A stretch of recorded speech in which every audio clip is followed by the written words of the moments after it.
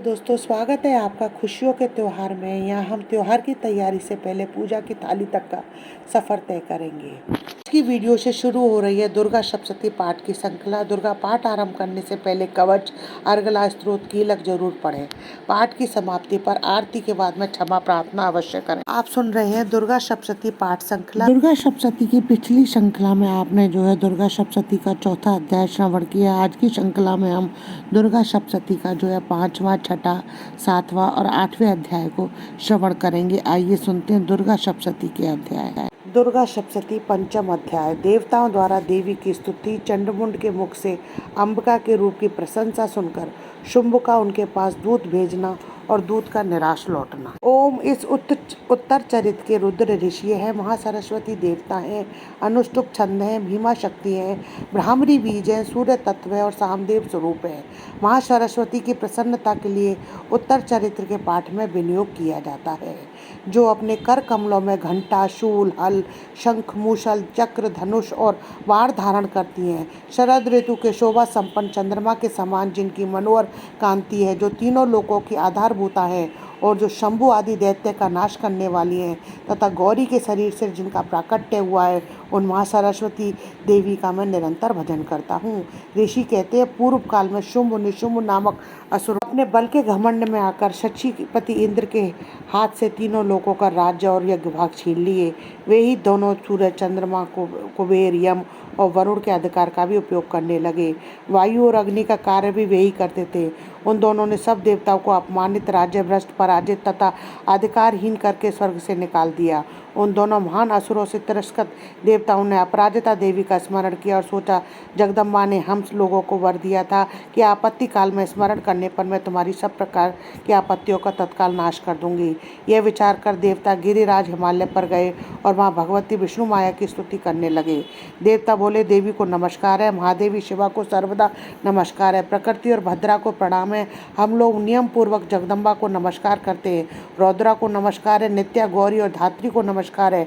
ज्योत्सनामयी चंद्र रूपणी सुख स्वरूपा देवी को सतत प्रणाम है। शरणागतों का कल्याण करने वाली वृद्धि सिद्धि रूपा देवी को हम बारंबार नमस्कार करते हैं। रैरती राक्षसों की लक्ष्मी, राजाओं की लक्ष्मी, सावर्णी स्वरूपा आप जगदम्बा को बार बार नमस्कार है। दुर्गा, दुर्गपारा, सारा, सर्वकारिणी ख्याति कृष्णा धूर्मा देवी को सर्वदा नमस्कार है। अत्यंत सर्वकारिणी ख्याति कृष्णा धूर्मा देवी को सर्वदा नमस्कार है। अत्यंत सौम्य, अत्यंत रौद्र रूपा देवी को हम नमस्कार करते हैं, उन्हें हमारा बारंबार प्रणाम है। जगत की आधारभूता प्रकृति देवी को बारंबार नमस्कार है। जो देवी सब प्राणियों में विष्णु माया के नाम से कही जाती है, उनको नमस्कार है, नमस्कार है, उनको बारंबार नमस्कार। देवी सब प्राणियों में चेतना कहलाती है, उनको नमस्कार है, उनको नमस्कार है, उनको बारंबार नमस्कार है। जो देवी सब प्राणियों में बुद्धि रूप से स्थित है, उनको नमस्कार है, उनको नमस्कार है, उनको बारंबार नमस्कार है। जो देवी सब प्राणियों में निद्रा रूप से स्थित है, उनको नमस्कार है, उनको नमस्कार है, उनको बारंबार नमस्कार है। जो देवी सब प्राणियों में क्षुधा रूप से स्थित है, उनको नमस्कार है, उनको नमस्कार है, उनको बारंबार नमस्कार है। जो देवी सब प्राणियों में छाया रूप से स्थित है, उनको नमस्कार है, उनको नमस्कार है, उनको बारंबार नमस्कार है। जो देवी सब प्राणियों में शक्ति रूप से स्थित है, उनको नमस्कार है, उनको नमस्कार है, उनको बारंबार नमस्कार है। जो देवी सब प्राणियों में तृष्णा रूप से स्थित है, उनको नमस्कार है, उनको नमस्कार है, उनको बारंबार नमस्कार है। जो देवी सब प्राणियों में शांति यानी क्षमा रूप से स्थित है, उनको नमस्कार है, उनको नमस्कार है, उनको बारंबार प्रणाम है। जो देवी सब प्राणियों में जाति रूप से स्थित है, उनको नमस्कार है, उनको नमस्कार है, उनको बारंबार नमस्कार है। जो देवी सब प्राणियों में लज्जा रूप से स्थित है, उनको नमस्कार है, उनको नमस्कार है, उनको बारंबार नमस्कार है। जो देवी सब प्राणियों में शांति रूप से स्थित है, उनको नमस्कार है, उनको नमस्कार है, उनको बारंबार नमस्कार है। जो देवी सब प्राणियों में श्रद्धा रूप से स्थित है, उनको नमस्कार है, उनको नमस्कार है, उनको बारंबार नमस्कार है। जो देवी सब प्राणियों में क्रांति रूप से स्थित है, उनको नमस्कार है, उनको नमस्कार है, उनको बारंबार नमस्कार है। जो देवी सब प्राणियों में लक्ष्मी रूप से स्थित है, उनको नमस्कार है, उनको नमस्कार है, उनको बारंबार। देवी सब प्राणियों में वृत्ति रूप से स्थित है, उनको नमस्कार है, उनको नमस्कार है, उनको बारंबार नमस्कार है। जो देवी सब प्राणियों में स्मृति रूप से स्थित है, उनको नमस्कार है, उनको नमस्कार है, उनको बारंबार नमस्कार है। जो देवी सब प्राणियों में दया रूप से स्थित है, उनको नमस्कार है, उनको नमस्कार है, उनको बारंबार नमस्कार है। जो देवी सब प्राणियों में तुष्टि रूप से स्थित है, उनको नमस्कार है, उनको नमस्कार है, उनको बारंबार बारंबार नमस्कार है। जो देवी सब प्राणियों में माता रूप से स्थित है उनको नमस्कार है, उनको नमस्कार है, उनको बारंबार नमस्कार है। जो देवी सब प्राणियों में भ्रांति रूप से स्थित है उनको नमस्कार है, उनको नमस्कार है, उनको बारंबार नमस्कार है। जो जीवों के इंद्रिय वर्ग की अधिष्ठात्री देवी सब कुछ प्राणियों में सदा व्याप्त रहने वाली व्याप्ति देवी को बारंबार नमस्कार है। जो देवी चैतन्य रूप से इस संपूर्ण जगत को व्याप्त करके स्थित है उनको नमस्कार है, उनको नमस्कार है, उनको बारंबार नमस्कार है। पूर्व काल में अपने अभिष्ट की प्राप्ति होने से देवताओं ने जिनकी स्तुति की, देवराज इंद्र ने बहुत दिनों तक जिनका सेवन किया था, वह कल्याण की साधना भूता ईश्वरी हमारा कल्याण करें, मंगल करें और हमारी आपत्तियों का नाश करें। उद्दंड दैत्यों से सताए हुए हम सभी देवता जिन परमेश्वरी की इस समय नमस्कार करते हैं तथा जो भक्ति से विनम्र पुरुषों द्वारा स्मरण की जाने पर तत्कालीन संपूर्ण विपत्तियों का नाश कर देती है, वे जगदम्बा हमारा संकट दूर करें। ऋषि कहते हैं, राजन इस प्रकार जब देवता स्तुति कर रहे थे उस समय पार्वती देवी गंगा जी के जल में स्नान करने के लिए वहां गई। सुंदर भव वाली भगवती ने देवताओं से पूछा, आप लोग यहाँ किसकी स्तुति कर रहे हैं? तब उन्होंने शरीर के कोष से प्रकट हुई शोभा देवी बोली, शुंभ दैत्य से तिरस्कृत युद्ध में निशुंभ से पराजित हो यहाँ एकत्रित हुए देवता, ये समस्त देवता मेरी स्तुति कर रहे हैं। पार्वती जी के शरीर से अंबिका का प्रादुर्भाव हुआ, इसलिए वे समस्त लोगों में कौशिकी कही जाती है। कौशिकी के प्रकट होने के बाद पार्वती देवी का शरीर काले रंग का हो गया, तब वे हिमालय पर रहने वाली कालका देवी के नाम से विख्यात हुई। तदंतर शुंभ निशुंभ के भृत्य चंडमुंड वहां आए और उन्होंने परम मनोहर रूप धारण करने वाली अंबिका देवी को देखा।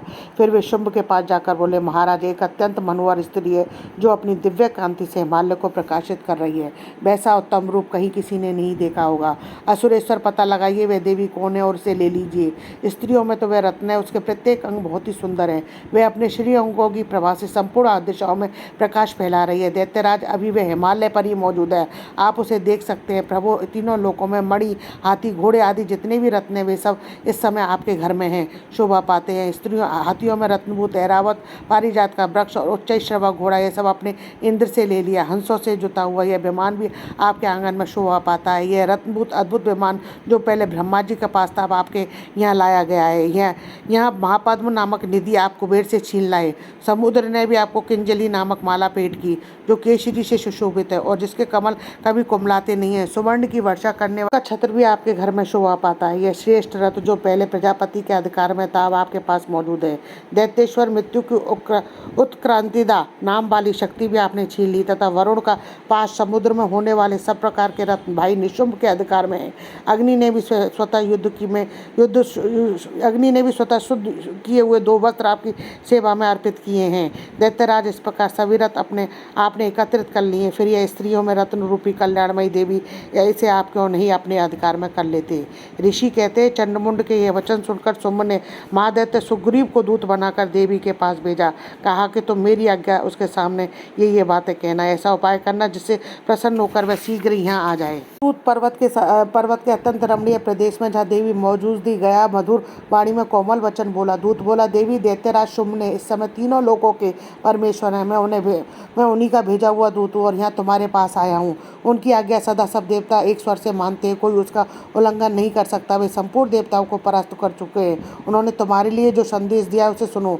संपूर्ण त्रिलोकी मेरे अधिकार में है, देवता भी मेरी आज्ञा के अधीन चलते हैं। संपूर्ण यज्ञों के भागों को मैं ही पृथक भोगता हूँ। तीनों लोकों में जितने श्रेष्ठ रत्न हैं वे सब मेरे अधिकार में है। देवराज इंद्र का वाहन ऐरावत जो हाथियों में रत्न के समान है मैंने छीन लिया है। क्षीर सागर का मंथन करने से जो अश्व रत्न उच्च श्रवा प्रकट हुआ था उसे देवताओं ने मेरे पैरों में पड़कर समर्पित किया है। यदि इसके सिवा और भी जितने रत्नभूत पदार्थ देवताओं, गंधर्वों और नागों के पास थे वह सब मेरे ही पास आ गए हैं। देवी हम लोग तुम्हें संसार की स्त्रियों में रत्न मानते हैं तो तुम हमारे पास आ जाओ, क्योंकि रत्नों का उपभोग करने वाले हम ही हैं। चंचल कटाक्षों वाली सुंदरी तुम मेरी या मेरे भाई पराक्रमी निशुंभ की सेवा में आ जाओ, क्योंकि तुम रत्न स्वरूपा हो। मेरा वरण करने में तुम्हें तुलना रहित महान ऐश्वर्य की प्राप्ति होगी। अपनी बुद्धि से विचार कर तुम मेरी पत्नी बन जाओ। ऋषि कहते, दूत के योग कहने पर कल्याणमयी भगवती दुर्गा देवी जो इस जगत को धारण करती हैं मन ही मन गंभीर भाव से मुस्कुराई और इस प्रकार बोली। देवी ने कहा, दूत तुमने सत्य कहा, इसमें तनिक भी मिथ्या नहीं है। शुंभ तीनों लोगों का स्वामी और निशुंभ भी उसी के समान पराक्रमी है, किंतु इस विषय में मैंने जो प्रतिज्ञा कर ली है उसे मिथ्या कैसे करूँ? मैंने अपनी अल्प बुद्धि के कारण पहले से ही प्रतिज्ञा कर रखी है। उसे सुनो, जो मुझे संग्राम में जीत लेगा, जो मेरे अभिमान को चूर्ण कर देगा, होगा। संसार में जो मेरे समान बलवान होगा वही मेरा स्वामी होगा। इसलिए शुंभ और महादैत्य निशुंभ स्वयं ही यहाँ पधारे और मुझे जीत कर शीघ्र ही मेरा परिग्रहण कर ले, इसमें विलंब की क्या आवश्यकता है। दूत बोला, देवी तुम घमंड में भरी हो, मेरे सामने ऐसी बातें ना करो। तीनों लोगों में ऐसा कौन सा पुरुष है जो शुंभ निशुंभ के सामने खड़ा हो सके। देवी अन्य दैत्यों के सामने भी सारे देवता युद्ध में नहीं ठहर सकते, फिर तुम अकेली स्त्री होकर कैसे ठहर सकती हो। शुंभ आदि दैत्यों के सामने इंद्र आदि देवता भी युद्ध में खड़े नहीं हुए, उनके सामने तुम स्त्री होकर कैसे जाओगे। इसलिए तुम मेरे कहने से शुंभ निशुंभ के पास चली जाओ। ऐसा करने से तुम्हारे गौरव की रक्षा हुई, अन्यथा वे केश पकड़कर घसीटेंगे, तब तुम्हें अपनी प्रतिष्ठा खोकर जाना पड़ेगा। देवी ने कहा, तुम्हारा कहना ठीक है, शुंभ बलवान है और निशुंभ भी बड़े पराक्रमी है, किंतु क्या करूं, मैंने पहले बिना सोचे समझे प्रतिज्ञा कर ली। अतः अब तुम जाओ, मैंने जो तुमसे कहा है वह सब दैत्यराज से आदर पूर्वक कहना, फिर भी जो उचित जान पड़े करें। इस प्रकार श्री मार्कंडेय पुराण में सावर्णिक मनवंतर की कथा के अंतर्गत देवी महात्म्य में देवी दूत संवाद नामक 5वां अध्याय पूर्ण। अध्याय धूम्रलोचन वध। मैं सर्वेश्वर भैरव के अंक में निवास करने वाले परमोत्कृष्ट पद्मावती देवी का चिंतन करता हूँ। वे नागराज के आसन पर बैठी है, नागों के फड़ों में सुशोभित होने वाली मणियों की विशाल माला से जिनकी उनकी देहलता उद्भासित हो रही है। सूर्य के समान उनका तेज है, 3 नेत्र जिनकी शोभा बढ़ा रहे हैं। वे हाथों में माला, कुंभ, कपाल, कमल लिए हुए, उनके मस्तक में अर्धचंद्र का मुकुट सुशोभित है। ऋषि कहते हैं, देवी का यह कथन सुनकर दूत को बड़ा अधर्म आमर्ष हुआ और उसने दैत्यराज के पास जाकर सब समाचार विस्तार पूर्वक कह सुनाया। दूत के वचन को सुनकर दैत्यराज कुपित हो उठा और सेनापति धूम्रलोचन से बोला, लोचन तुम शीघ्र अपनी सेना साथ लेकर जाओ, उस दुष्टा के केश पकड़कर घसीटते हुए उसे बलपूर्वक यहाँ ले आओ। उसकी रक्षा करने के लिए यदि कोई दूसरा खड़ा हो तो वह देवता अथवा यक्ष गंधर्व क्यों ना हो, उसे अवश्य ही मार डालना। ऋषि कहते, शुंभ के इस प्रकार आज्ञा देने पर वह धूम्रलोचन दैत्य 60,000 असुरों की सेना को साथ लेकर वहां से तुरंत चल दिया। वहां पहुंचकर उसने हिमालय रहने वाली देवी को देखा और ललकार कर कहा, अरे तू शुंभ निशुंभ के पास चल। यदि इस समय प्रसन्नता पूर्वक मेरे स्वामी के समीप नहीं चलेगी तो मैं बलपूर्वक झोटा पकड़कर घसीटते हुए तुझे ले चलूंगा। देवी बोली, तुम्हें दैत्यों के राजा ने भेजा है, तुम स्वयं भी बलवान हो, तुम्हारे साथ विशाल सेना भी है। ऐसी दशा में यदि तुम मुझे बलपूर्वक ले चलोगे तो मैं तुम्हारा क्या कर सकती हूँ। ऋषि कहते, देवी के योग कहने पर असुर धूम्रलोचन उसकी ओर दौड़ा। तब अंबिका ने हूम शब्द से उच्चारण मात्र से उसे भस्म कर दिया। फिर तो क्रोध से भरी हुई दैत्यों की विशाल सेना अंबिका ने एक दूसरे पर तीखे सहायक और शक्ति और फरसों की वर्षा आरंभ की। इतने में ही देवी का वाहन सिंह क्रोध में भरकर भयंकर गर्जना करके गर्दन बालों को हिलाता हुआ असुरों की सेना में कूद पड़ा। उसने कुछ दैत्यों को पंजों की मार से, कितनों को जबड़ों से और कितने ही महादैत्यों को पटक कर होठ की दाढ़ से घायल करके मार डाला। उस सिंह ने अपने नखों से कितनों के पेट फाड़ डाले, थप्पड़ मार के कितनों के सिर धड़ से अलग कर दिए, कितनों की भुजाएं और मस्तक काट डाले। अपने गर्दन के बाल हिलाते हुए दूसरे दैत्यों के पेट फाड़कर उनका रक्त चूस लिया। अत्यंत क्रोध में भरे हुए देवी के भान उस महाबली सिंह ने क्षण भर में असुरों की सारी सेना का संहार कर डाला। शुंभ ने जब सुना कि देवी ने धूम्रलोचन असुर को मार डाला है तथा उसके सिंह ने सारी सेना का सफाया कर डाला है, तब दैत्यराज को बड़ा क्रोध हुआ, उसके होठ कांपने लगे। उसने चंडमुंड नामक 2 महादैत्यों को आज्ञा दी, हे चंड और हे मुंड, तुम लोग बहुत बड़ी सेना लेकर वहां जाओ, उस देवी के झोटे पकड़कर उसे बांधकर शीघ्र यहाँ ले आओ। यदि इस प्रकार वे उसको लाने में संदेह हो तो युद्ध में सब प्रकार के अस्त्रों शस्त्रों समस्त असुरी सेना का प्रयोग करके उसकी हत्या कर डालना। उस दुष्टा की हत्या होने तक तथा सिंह के मारे जाने पर अंबिका को बांधकर साथ ही शीघ्र लेकर लौटाना। इस प्रकार मार्कंडेय पुराण में सावर्णिक मनवंतर की कथा के अंतर्गत देवी महात्म्य में धूम्रलोचन नामक 6वां अध्याय पूर्ण। 7वां अध्याय चंडमुंड का वध। मैं मातंगी देवी का ध्यान करता हूँ। वे रत्न में सिंहासन पर बैठकर पढ़ते हुए तोते का मधुर शब्द सुन रही हैं। उनके शरीर का वर्ण श्याम है। वे अपना एक पैर कमल पर रखे हुए हैं, मस्तक पर अर्धचंद्र धारण करती हैं, कहार पुष्पों की माला धारण किए वीणा बजाती हैं। उनके अंगों में कसी हुई चोली शोभा पा रही है। वे लाल रंग की साड़ी पहने हाथ में शंख में पत्र लिए हुए हैं। उनके बदन पर मधु का हल्का हल्का प्रभाव जान पड़ता है और ललाट में बेदी शोभा दे रही है। ऋषि कहते, तदंतर शुंभ की आज्ञा पाकर वे चंड मुंड आदि दैत्य चतुरंगी सेना के साथ अस्त्र शस्त्रों से सुसज्जित हो चल दिए। फिर गिरिराज हिमालय के स्वर्ण में ऊंचे शिखर पर पहुंचकर उन्होंने सिंह पर बैठी देवी को देखा। वे मंद मंद मुस्कुरा रही थी। उन्हें देखकर दैत्य लोग तत्परता से पकड़ने को उद्योग करने लगे। किसी ने धनुष तान लिया, किसी ने तलवार संभाली। कुछ लोग देवी के पास आकर खड़े हो गए। तब अंबिका ने शत्रुओं के प्रति बड़ा क्रोध किया।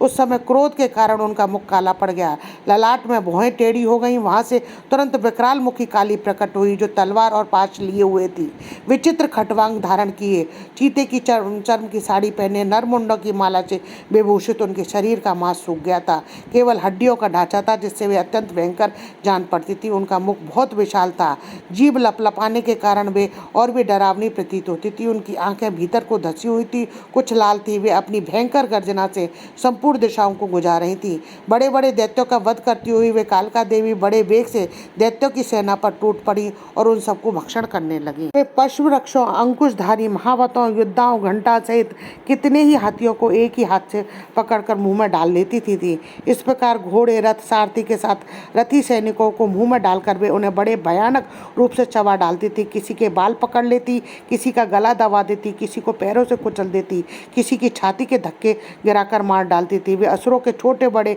अस्त्र शस्त्र मुंह में पकड़ लेती थी, रोष में भरकर उनके दांतों से पीस डालती थी। काली ने बलवान एवं दुरात्मा दैत्यों की वे सारी सेना रोट डाली, खाट डाली, कितनों को मार भगाया। कोई तलवार के घाट उतारे गए, कोई खटवांग से पीटे गए और कितने ही असुर दांतों के अग्रभाग से कुचले जाकर मृत्यु को प्राप्त हुए। इस प्रकार देवी ने असुरों की उस सारी सेना को क्षण भर में मार गिराया। यह देख चंड ने उन अत्यंत भयानक काली देवी की ओर दौड़ा तथा महादैत्य मुंड ने भी अत्यंत भयंकर बाणों की वर्षा की, हजारों बाण चलाए। चक्रों ने उन भयानक नेत्र वाली देवी को आच्छादित कर दिया। वे अनेकों चक्र देवी के मुख में समाते हुए ऐसे जान पड़ते थे मानो सूर्य के बहुतेरे मंडल बादलों में उधर प्रवेश कर रहे हों। जब भयंकर गर्जना करने वाली काली ने अत्यंत रोष में भरकर विकट अट्टहास किया, उस समय उनके विकराल बदन के भीतर कठिनता से देखे जा सकने वाले दांतों की प्रवाह से अत्यंत उज्जवल दिखाई देती थी। देवी ने बहुत बड़ी तलवार हाथ में लेकर हम का उच्चारण करके चंड पर धावा किया। उसके केश पकड़कर उसी तलवार से उसका मस्तक काट डाला। को मारा गया देखकर मुंड भी देवी की ओर दौड़ा। तब देवी ने रोष में भरकर उसे भी तलवार से घायल करके धरती पर सुला दिया। पराक्रमी चंड और मुंड को मारा गया देखकर मरने से बची हुई बाकी सेना भय से व्याकुल हो चारों ओर भाग गई। तदंतर काली ने चंड और मुंड का मस्तक हाथ में लेकर चंडिका के पास जाकर प्रचंड अट्टहास करते हुए कहा, हे देवी, मैंने चंड मुंड नामक इन दो महापशुओं को तुम्हें भेंट किया है। अब तुम युद्ध यज्ञ में तुम शुंभ निशुंभ का स्वयं ही वध करना। देवी कहते हैं, वहां लाए हुए उन चंड मुंड नामक महादैत्यों को देखकर कल्याणमयी चंडी ने काली से मधुर वाणी में कहा, देवी, तुम चंड और मुंड को लेकर मेरे पास आई हो, इसलिए संसार में तुम्हें चामुंडा के नाम से ख्याति प्राप्त होगी। इस प्रकार मार्कंडेय पुराण में सावर्णिक मनवंतर की कथा के अंतर्गत देवी महात्म्य में चंडमुंड वध नामक 7वां अध्याय संपूर्णम। अष्टमो अध्याय रक्तबीज का वध। मैं अणिमा आदि सिद्धिमयी किरणों से आवृत भवानी का ध्यान करता हूँ। उनके शरीर का रंग लाल है, नेत्रों में करुणा लहरा रही है, हाथों में पाश, अंकुश, बाण और धनुष शोभा पाते हैं।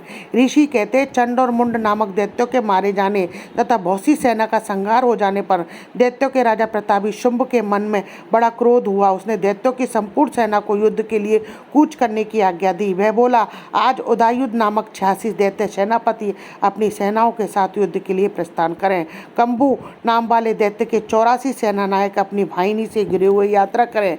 50 कोटि वीर्य कुल के और 100 ध्रुम कुल के असुर सेनापति मेरी आज्ञा से सेना सहित कूच करें। कालक, दोहर्द, मौर्य, काल के असुर भी युद्ध के लिए तैयार हो मेरी आज्ञा से तुरंत प्रस्थान करें।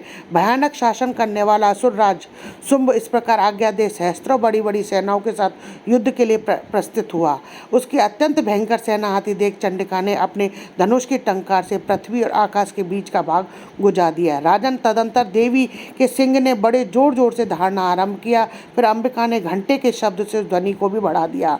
धनुष की टंकार, सिंह की दहाड़ और घंटे की ध्वनि से संपूर्ण दिशाएं गूंज उठी। उस भयंकर शब्द से काली ने अपने विकराल मुख की ओर बढ़ा लिया। फिर वे इस प्रकार विजयिनी हुई। तुमुल नाद को सुनकर दैत्यों की सेनाओं ने चारों ओर से आकर चंडिका देवी, सिंह तथा काली देवी को क्रोध पूर्वक घेर लिया।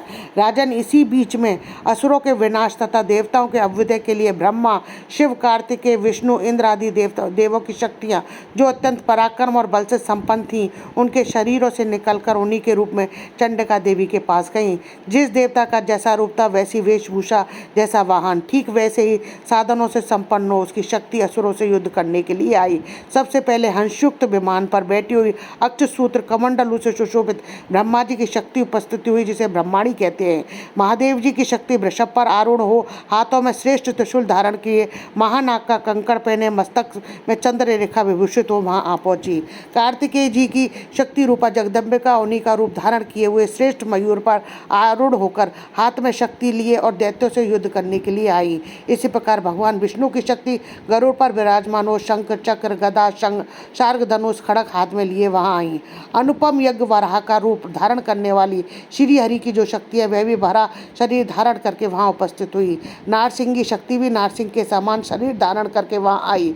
उसकी गर्दन बालों के झटके से आकाश के तारे बिखरे पड़ते थे। इसी प्रकार इंद्र की शक्ति वज्र हाथ में लिए गजराज ऐरावत पर बैठकर आई। उसके भी सहस्त्र नेत्र थे। इंद्र का जैसा रूप उसका वैसा था। तदंतर उन देव शक्तियों से घिरे हुए महादेव जी ने चंडिका से कहा कि मेरी प्रसन्नता के लिए तुम शीघ्र ही इन असुरों का संहार करो। देवी के शरीर से अत्यंत भयानक और परम उग्र चंडी की शक्ति प्रकट हुई, जो सैकड़ों गीदड़ियों की भांति आवाज करने वाली थी। उस अपराजिता देवी ने धूमिल चटा वाले महादेव जी से कहा, भगवान आप शुंभ निशुंभ के पास दूत बनकर जाइए और उन अत्यंत गर्वीले दानव शुंभ निशुंभ दोनों से कहिए, उनके साथ ही उनके अतिरिक्त जो भी दानव और युद्ध के लिए वहां उपस्थित हैं उनको भी ये संदेश दीजिए। दैत्यों, यदि तुम जीवित रहना चाहते हो तो पाताल को लौट जाओ, इंद्र को त्रिलोकी का राज्य मिल जाए। देवता यज्ञ भाग का उपभोग करें। यदि बल के घमंड में आकर तुम युद्ध की अभिलाषा रखते हो तो आओ, मेरी सेवाएं तुम्हारे कच्चे मांस से तृप्त हों। क्योंकि इस देवी ने भगवान शिव को दूत के कार्य के लिए नियुक्त किया था, इसलिए वह शिवदूती के नाम से विख्यात हुई। वे महादैत्य भी भगवान शिव के मुंह से देवी के वचन सुनकर क्रोध में भरे हुए गए। जहाँ कात्यायनी विराजमान थी उस ओर बढ़े। तदंतर वे दैत्य अमर्ष में भरकर पहले देवी के ऊपर बाण शक्ति सृष्टि अस्त्रों की वृष्टि करने लगे। तब देवी ने भी खेल खेल में धनुष के टंकार से उससे छोटे बड़े बाणों के द्वारा दैत्यों को चलाए हुए बाण शूल शक्ति फरसों को काट डाला। फिर काली उनके आगे होकर शत्रुओं को शूल से प्रहार से विदीर्ण करने लगी। खटवांग से उनका कचुमन निकालती हुई रणभूमि में विचरने लगी। ब्राह्मणी भी जिस ओर दौड़ती उसी ओर वह अपने कमंडलों का जल छिड़ककर शत्रुओं को ओज पराक्रम नष्ट कर देती।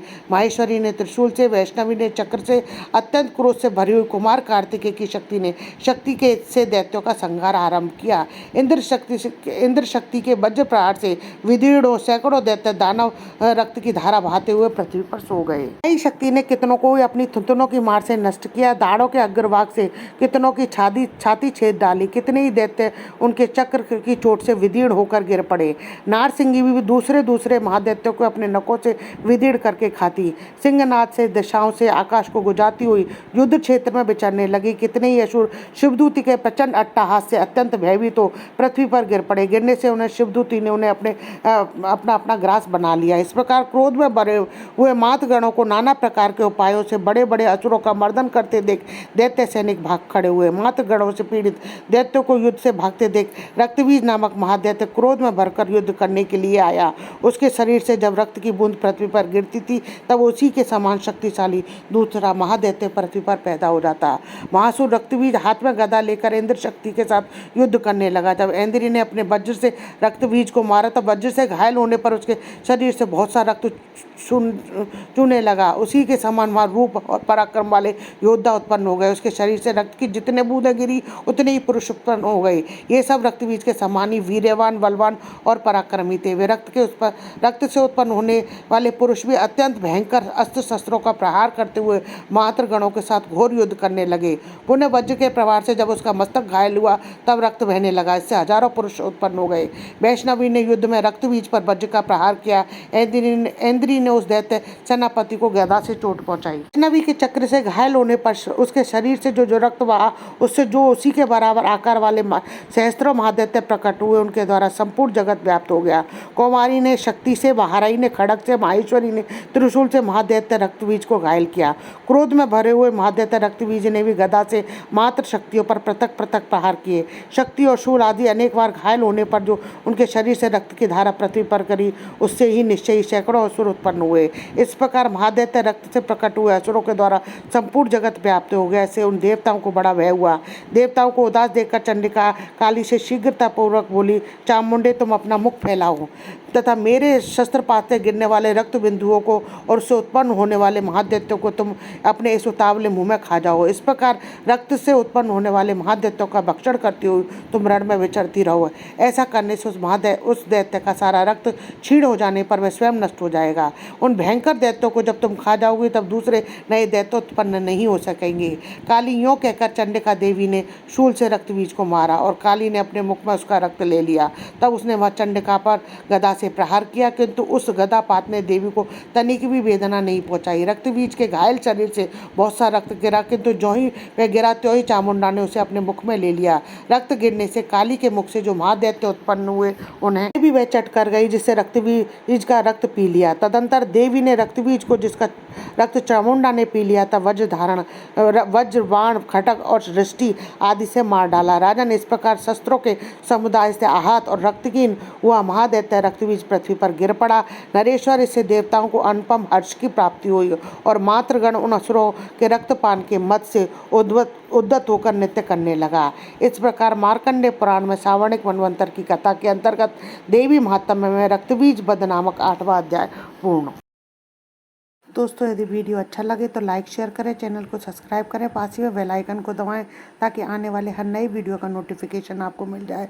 कमेंट्स बॉक्स में जो है जय माता की लिखें। हिंदू धर्म रीति रिवाज कथा कहानी जानने के लिए चैनल पर बने रहने के लिए बहुत बहुत धन्यवाद। जय श्री कृष्ण।